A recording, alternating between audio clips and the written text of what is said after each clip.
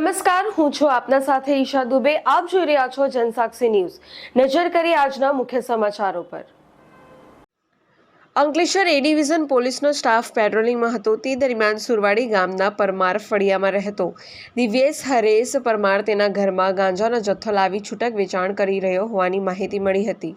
જે માહિતીના આધારે એ ડિવિઝન પોલીસે રેડ કરતા ઘરમાં સંતાડેલો ગાંજાનો જથ્થો મળી આવ્યો હતો. પોલીસે દિવ્યેશ પરમારની ધરપકડ કરી ઘરમાંથી ₹19,900નો ગાંજાનો જથ્થો અને ₹500નો મોબાઈલ મળી ₹20,400નો મુદ્દામાલ કબજે કરી દિવ્યેશ પરમારની ગાંજાના જથ્થા અને સઘન પૂછપરછ કરતા તે અંકલેશ્વરથી 3 સુરત ગયો હતો અને ત્યાં અશ્વિની કુમાર વિસ્તારમાં રેલવે પાટા પાસેથી કાલિયા નામના ઈસમે ગાંજાનો જથ્થો લાવ્યો હોવાનું તે નાની પડીકી બનાવી ₹100ના ભાવે છૂટક વેચાણ કરતો હોવાનું જણાવ્યું હતું.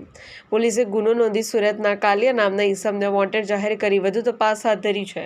પિન્ટુ મોદી, જનસાક્ષી ન્યૂઝ, અંકલેશ્વર.